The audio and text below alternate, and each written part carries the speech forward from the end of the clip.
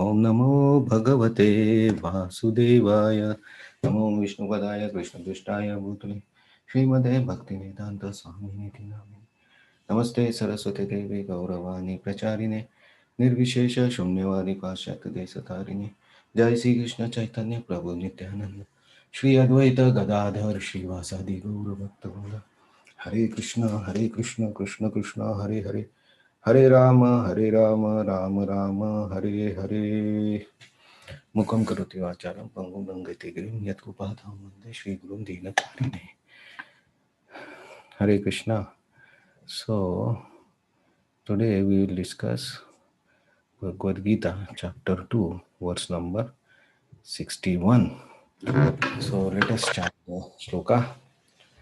Tani sarvani samyamya तानि सर्वाणि संयम्य yukta asit matparaha युक्त आसीत् मत्परः vashehi yassendriyani वशे हि यस्येन्द्रियाणि यस्येन्द्रियाणि tasya prajna pratishtita. तस्य तस्य प्रज्ञा प्रज्ञा प्रतिष्ठिता। प्रतिष्ठिता तानि सर्वाणि संयम्य तानि सर्वाणि संयम्य युक्त आसीत् मत्परा युक्त युक्त आसीत् आसीत् मत्परः। मत्परः वशे हि यस्येन्द्रियाणि वशे हि वसिभिः यस्येन्द्रियाणि यस्येन्द्रियाणि तस्य प्रज्ञा प्रतिष्ठिता. तस्य तस्य प्रज्ञा प्रज्ञा प्रतिष्ठिता। प्रतिष्ठिता।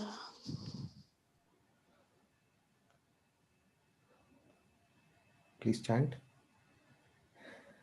तानि सर्वाणि संयम्य युक्त आसीत् मत्परः। वशे हि यस्येन्द्रियाणि तस्य प्रज्ञा प्रतिष्ठिता। तानि सर्वाणि संयम्य युक्त आसीत् मत्परः वशे हि यस्येन्द्रियाणि तस्य प्रज्ञा प्रतिष्ठिता। Anyone else want to try?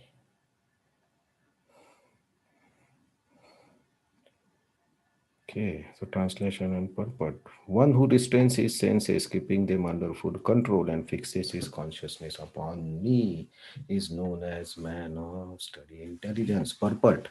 That highest conception of yoga, perception, perfection, is Krishna consciousness, is clearly explained in these words. And unless one is Krishna conscious, it is not at all possible to control the senses. As cited above, the great sage Durvasa Muni picked up quarrel with Maharaj Amrish, and Durvasa Muni unnecessarily became angry out of pride, therefore could not check his senses.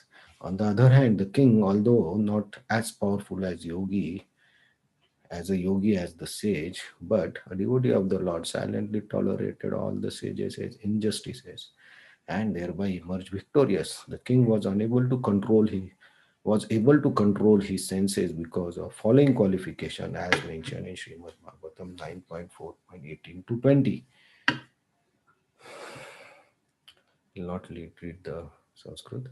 King Amrish fixed his mind on the lotus feet of Krishna, engaged his words in describing the abode of Krishna, his hands in cleansing the temple of the Lord, his ears in hearing the pastimes of the Lord, his eyes in seeing the form of the Lord, his body in touching the body of the devotee, his nostrils in smelling the flavor of the flowers offered to the lotus feet of Lord, his tongue in tasting the tulsi leaves offer to him, his legs traveling to holy places where his temple is situated, his head in offering obeisances unto the Lord, and his desires in fulfilling the desires of the Lord. And all these qualifications made him fit to become a Matpara devotee of the Lord. The word Matpara is most significant in this connection. How one can become Matpara is described in the life of Maharaj Amrish. Sri Baldev Vidyabhushan, a great scholar and acharya in the line of the Matpara, remarks, Mat Bhakti Prabhavena Sarvendriya Vijaya Purvika Swatma Drishti Sulabheti Bhavaha. The senses can be completely controlled only by the strength of devotional service to Krishna. Also, the example of fire is sometimes given. As a blazing fire burns everything within a room, Lord Vishnu, situated in the heart of a yogi, burns all kinds of impurities. The Yoga Sutra also prescribes meditation on Vishnu, not meditation on the void. The so called yogis who meditate on something other than Vishnu form simply waste their time in vain search after some phantasmagoria. Phantasmagoria. We have to be Krishna conscious, devoted to the Supreme Personality of God, and this is the aim of real yoga. So, Krishna continuing his instruction to Arjuna and explaining about Sthita Pragya. So, yesterday's verse was like this: the mind, one of the senses on which the mind focuses, uh, will carry away his intelligence. And now, Krishna also told in the one verse before that you have to focus on the divine,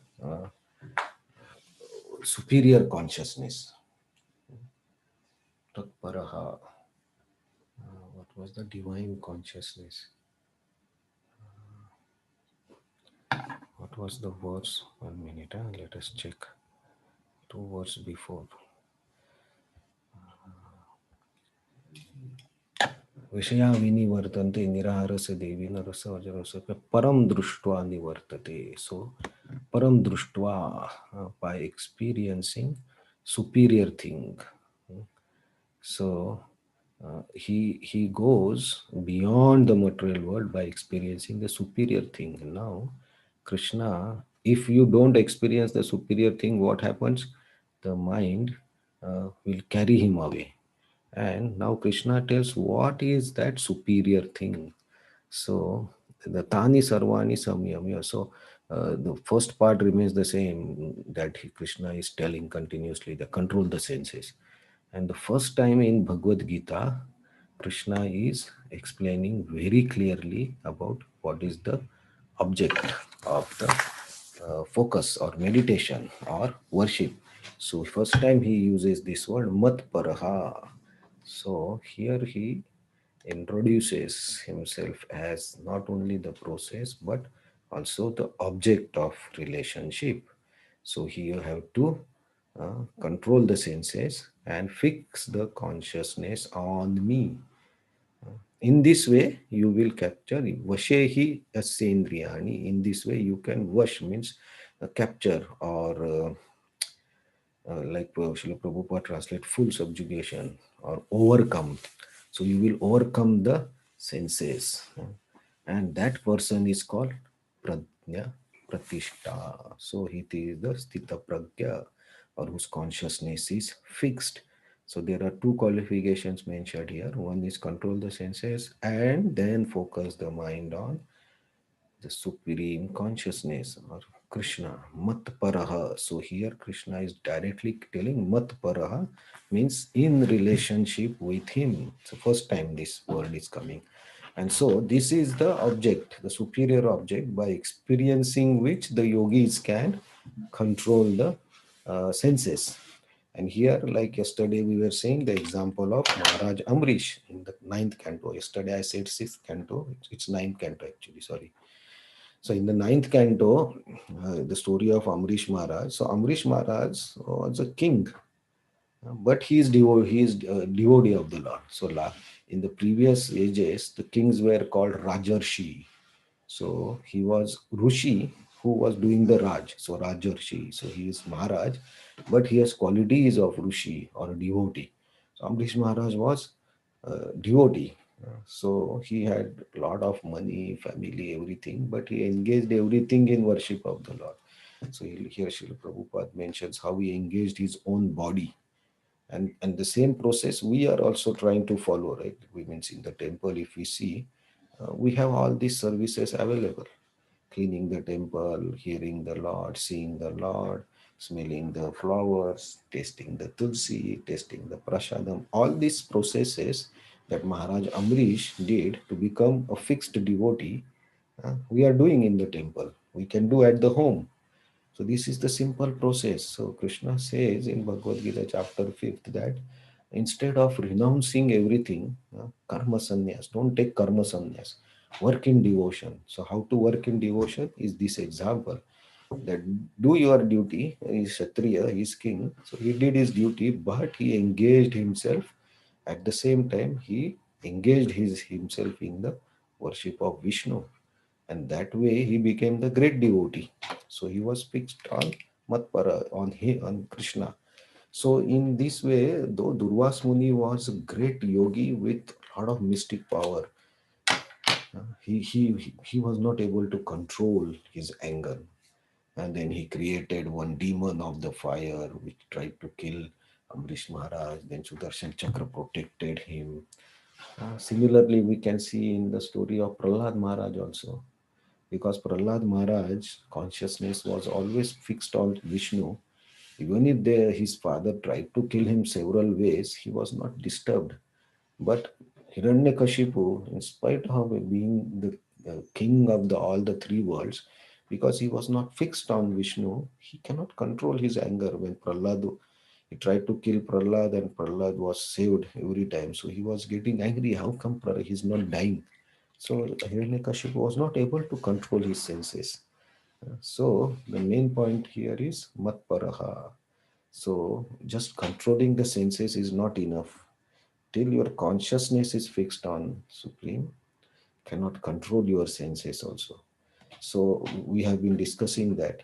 Uh, uh, so higher consciousness means some higher test, and that higher test, if you have something higher, then you can neglect the small or lesser enjoyable things. So we have to, and the most beautiful form is Vishnu, most opulent is Krishna, most powerful is Vishnu or Krishna, most beautiful is Vishnu or Krishna, most renounced is he. So why we should focus on anything else? We should focus on the supreme. So Krishna says mat paraha, so we have to focus on Krishna, right? So that is the direct instruction to Arjuna, not only to Arjuna but to us also. So here Krishna is giving a slight um, glimpse of Bhakti Yoga, that you have to focus your consciousness on me. That is a direct instruction. So that is when you fix consciousness on the Krishna, then that becomes complete Bhakti Yoga. So here Krishna is telling Arjuna, work in devotion, fix consciousness on me, engage your senses in working for me, and in this way you can control vashehi indriyani, so you will control the senses, and this is the person who is called sthita pragya, pradya pratishtha, whose consciousness is weak. So we can also apply all these teachings very um, easily. It's not a great ask actually. There is no ask of going to forest or controlling so many things. Just do all these activities that we are doing now. Also, most of you may be doing these activities. Just keep doing these activities and keep chanting, and then you will slowly become fixed in consciousness. So I think this is not a difficult task that has been asked by Srila Prabhupada is requesting, or in the example of Amrish Maharaj also, he didn't stop any activity, he did every activity, but added Krishna to the life, and that addition changed everything, and he became a great devotee. So here Krishna tells Matpara, worship me. So and now from next verse, very interestingly, Krishna will tell Arjuna what happens those who have not fixed their consciousness. So last verse he said, yeah, the senses will carry away his mind. So how that happens, how we get entangled, how we lose the control of our senses. Control does not mean we stop, right? Control means we have a key in our hand. So for example, when we are driving, we, we drive in a controlled way. That does not mean we stop. No, the car is being driven, it's on the road, but the driver is in control of the car, the speed, the direction, everything is in control. Then we say, oh, he's a good driver, he has good control over the car. That does not mean we stop. No, we go on, we move on with our, in a way that we can control our senses. So like the car driver can control his car, so he takes the speed, he goes in proper lane, he follows the rules, then we know, oh, this is a good driver, he has good control. Uh, so similarly, we have to take control of our life. Follow the correct path, follow the principles, follow the rules, apply the rules, then your senses will be controlled automatically. So we have to increase attachment to Krishna. Detachment is difficult, but if we increase attachment to Krishna, then the detachment from the other objects will automatically come. And if we have attachments to other things, what happens? That will come in tomorrow's verse that we will see tomorrow. Hare Krishna. So, any other points or examples that help us to understand this meaning of control, Sanyam? It's very practical. We are not saying to stop.